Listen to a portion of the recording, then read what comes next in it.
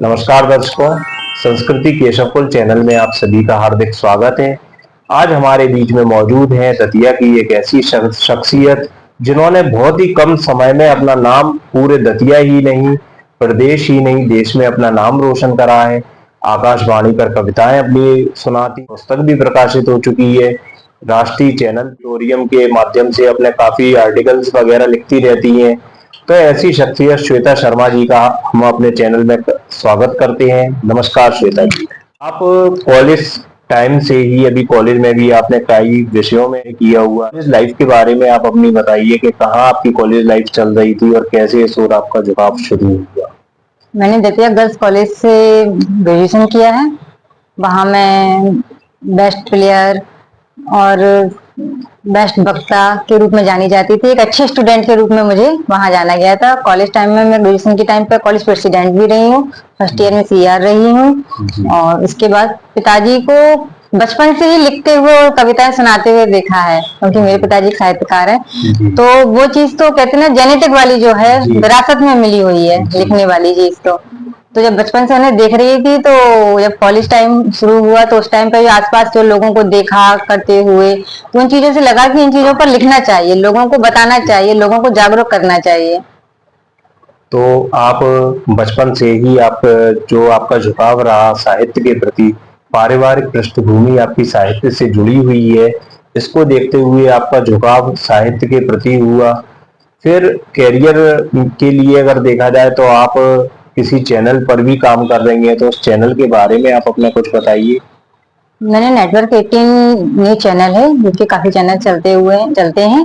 उसमें article writer के तौर पर काम कर रही हूँ। उसमें आर्टिकल लिखना है, और मैं जैसे एमपी है, छत्तीसगढ़ है, राजस्थान है, इनके यहाँ की जो भी हिस्टोरिकल प्लेस हैं, ऐतिहासिक प्लेस हैं, और राजस्थान वगैरह के जितने भी आदिवासी कह सकते हैं, हम एमपी वगैरह में रहते हैं, जो इनकी जो विशेष जाति, ये जाति जो मतलब एक अलग अलग तरीके से काम करती है, जो इनकी संस्कृति है, जो इनके कल्चर है, जो इनके यहाँ पूजा पाठ की पद्धति वगैरह है, जो इनके तरीके हैं, रहन सहन है, उन पर लिखती हूँ। हम अपना बातचीत का सिलसिला आगे बढ़ाएं।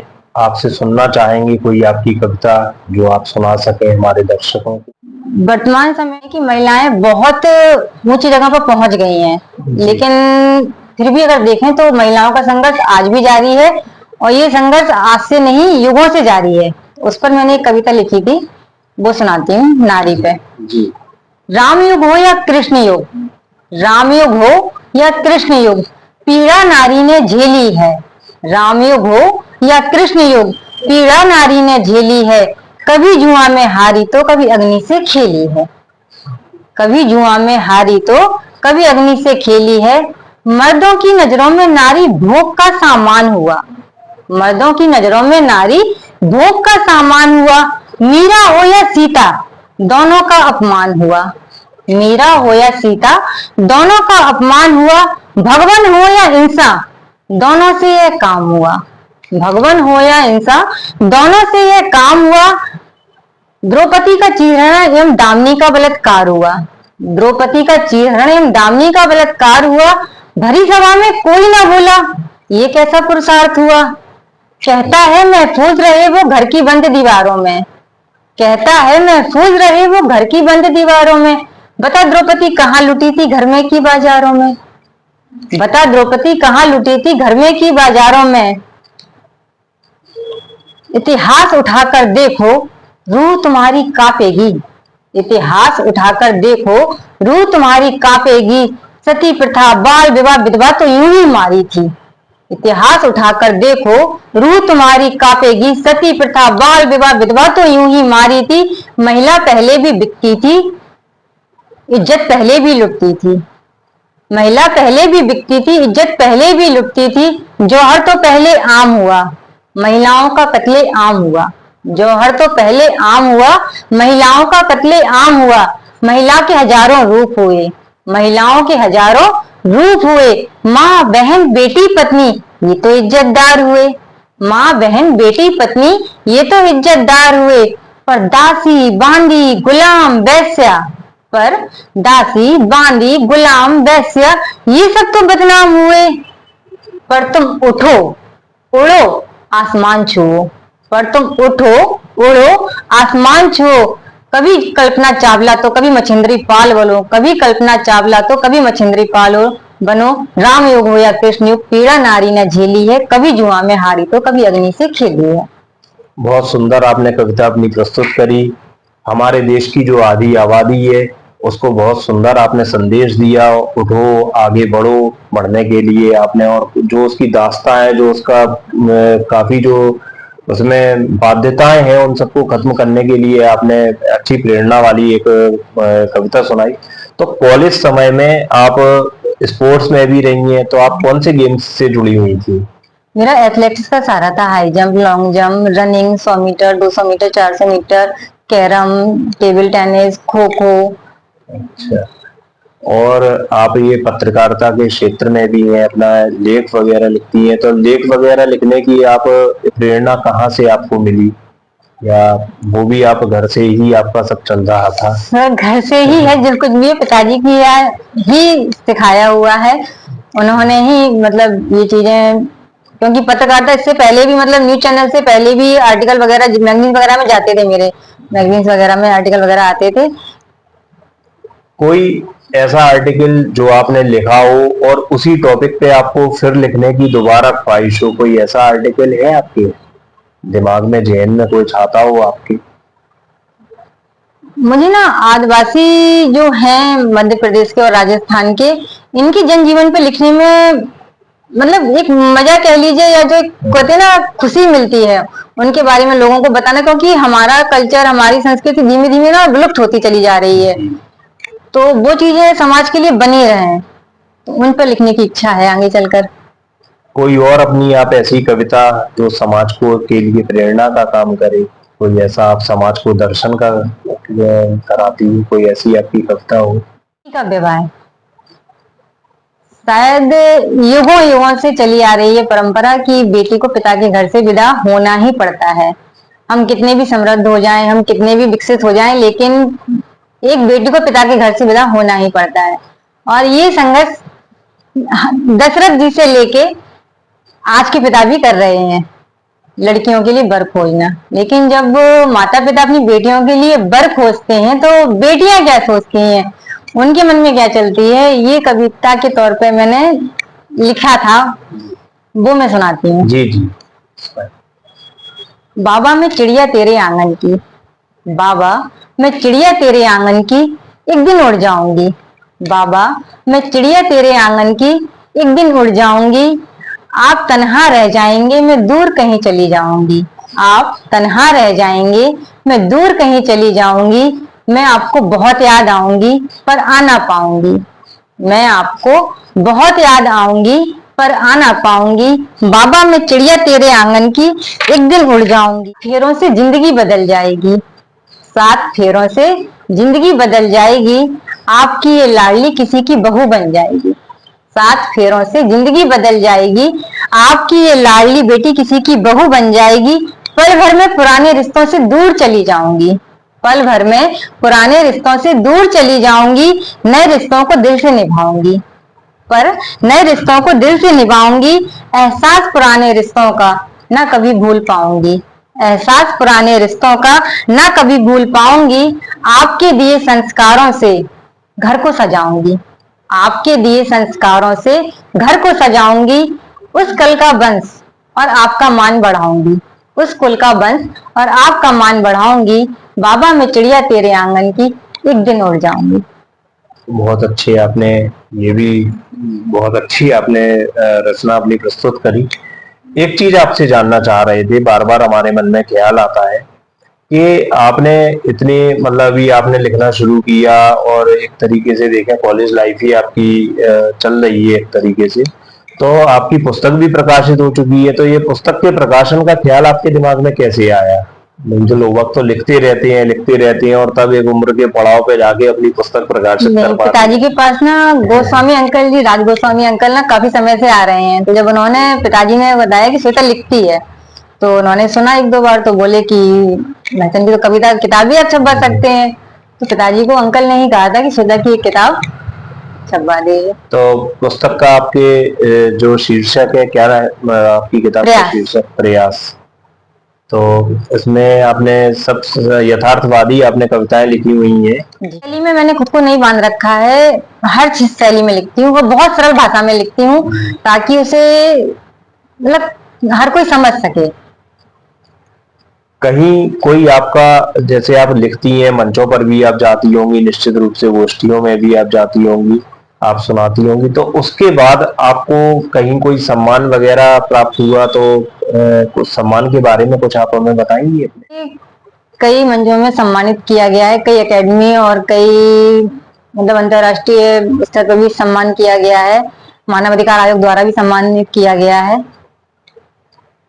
कोई और हॉबी जो आपकी लेखन के साथ चलती हो, या कुछ ऐसा चीज जो आप नहीं कर पा रही हो? नहीं, हमें कुकिंग का शौक है तो कुकिंग भी संग में चल रही है, और घूमने का शौक है तो ये चीज वो भी चलता रहता है साथ में। अच्छा, परिवार का कितना सहयोग आप पाती हैं जब आप कहीं जाती हैं, घूमने जाती हैं, लिखने जाती हैं, या कहीं आप मंचों पर जाती हैं, तो परिवार का सहयोग आपको किस रूप में मिलता है? सर, खुले आसमान में एक लड़की तभी उड़ सकती है जब घर से पूरा सपोर्ट हो। जी। मतलब आसमान तो हम सब बल कहते हैं ना कि पर तो सबके होते हैं, लेकिन वो पर खुलते तभी हैं जब वो घर वाले सपोर्ट करते हैं। निश्चित रूप से नई ऊंचाइयां छूने की आपकी जो ख्वाहिश है, कामना करते हैं कि आपकी ख्वाहिश पूरी हो। कोई और रचना जो आप अपने समाज को देना चाहें, हमारे दर्शकों को देना चाहें, आप सुनाइए कोई रचना हो। आज की जो युवा पीढ़ी है उसके अंदर अपने ना माता पिता के प्रति सम्मान, स्नेह ये ना बहुत कम होता चला जा रहा है। दिखावे की जिंदगी तो बहुत है, आप मंदिर जाके भगवान पूज लेंगे लेकिन घर बैठे माँ बाप को वो सम्मान, उनको वो जो केयर चाहिए वो सब चीजें नहीं मिलती हैं। तब उस चीज पर लिखी थी। हिंदू धर्म में पितृपक्ष आते हैं 15 दिन के, उनके समय श्राद्ध होते हैं, तो जो जिनके माता पिता मर जाते हैं, बाबा दादी वगैरह खत्म हो जाते हैं, उनके उसमें किया जाता है उनकी आत्मा की शांति के लिए एक तरीके से। तो कविता है श्राद्ध। जिंदा जी अपने माँ बाप को तरसाते हैं, जिंदा जी अपने माँ बाप को तरसाते हैं, मरने पर उनके लोगों को 56 व्यंजन खिलाते हैं। जिंदा जी अपने माँ बाप को तरसाते हैं, मरने पर उनके लोगों को 56 व्यंजन खिलाते हैं। ये बच्चे कैसे हैं ये बच्चे, जिंदा जी तड़पाते हैं और मरने के नाम बाद श्राद्ध के नाम धूमधाम से मनाते हैं। कैसे हैं ये बच्चे, जिंदा जी तड़पाते हैं और मरने के बाद श्राद्ध धूमधाम से मनाते हैं। शान शौकत दिखाते हैं, माँ बाप को दवा के लिए तरसाते हैं, माँ बाप को दवा के लिए तरसाते हैं। पर श्रद्धा ना रखी, माँ बाप पर श्रद्धा ना रखी, अब उनके मरने पर श्राद्ध कराते हैं। जिंदा जी माँ बाप पर श्रद्धा ना रखी, मरने के बाद उन पर श्राद्ध कराते हैं। जिंदा है तभी मन भर खिला लीजिए, जिंदा है तभी मन भर खिला लीजिए, मरने के बाद ये नहीं खाते हैं। जिंदा है तभी मन भर खिला लीजिए, मरने के बाद ये नहीं खाते हैं।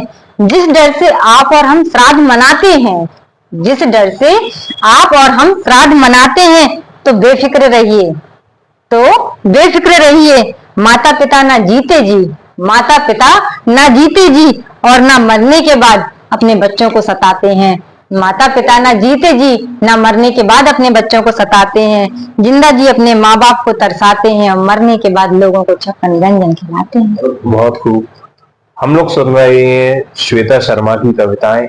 श्वेता शर्मा दतिया वाली छात्रा रही है, कॉलेज में उन्होंने काफी अपना नाम किया है, टॉप किया है, और काफी चैंपियन रही है एथलेटिक्स वगैरह की, और साथ में उनका जो झुकाव साहित्य के प्रति है, तो समाज से जुड़ी जो समस्याएं हैं, जो वास्तव में आजकल हमारा समाज जो चीज झेल रहा है, उसको ये लिख रही हैं और लिख के दर्शकों तक पहुंचा रही हैं, बखूबी अपना दायित्व निभा रही हैं। आप कुछ और एक आध कोई और अपनी कविता सुनाना चाहें जो आपने लिखा हो दर्शकों के लिए? एक ऐसा हूँ जिसे हम थर्ड जेंडर कहते हैं, मतलब आदमी समाज में उनका स्ट्रगल जारी है।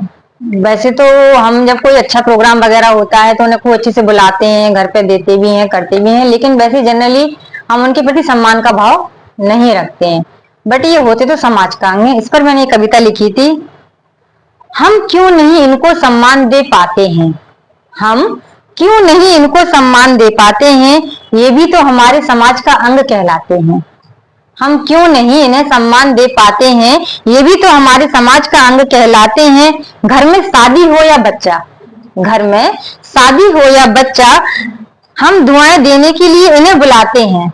घर में शादी हो या बच्चा तो हम इन्हें दुआएं देने के लिए बुलाते हैं। बाकी समय तो हम इन्हें अपने से दूर भगाते हैं। बाकी समय तो हम इन्हें अपने से दूर भगाते हैं। ये कोई अछूते नहीं, ये भी इंसान हैं।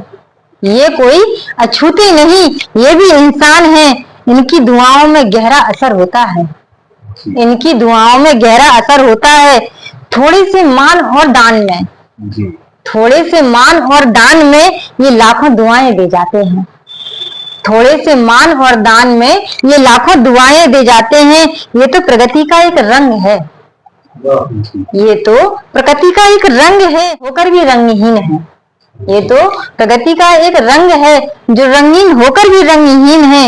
इनकी दशा दयनीय है। इनकी दशा दयनीय है। अपमान का घूंट रोज पीते हैं। अपमान का घूंट रोज पीते हैं, फिर भी आपको और हमको हंसकर दुआएं देते हैं। फिर भी आपको और हमको हंसकर दुआएं देते हैं। इनके भी आपके और हमारे तरह नाम होते हैं। इनके भी आपकी और हमारी तरह नाम होते हैं। फिर क्यों इन्हें हम गंदे नामों से बुलाते हैं? हम फिर क्यों इन्हें गंदे नामों से बुलाते हैं? हम क्यों नहीं इनको सम्मान दे पाते हैं? ये भी तो हमारे समाज का अंग कहलाते हैं। बहुत सुंदर रचना आपने प्रस्तुत करी। समाज के उस वर्ग की ओर आपने सबका ध्यान आकर्षित करा है जिसकी ओर कोई ध्यान देता ही नहीं, जो समाज से हमेशा अछूत रहता है। बहुत आपने रचनाएं पूरी सामाजिक नारी शक्ति के लिए आपने लिखा है। आपने जो श्राद्ध है, श्राद्ध के ऊपर आपने लिखा और समाज की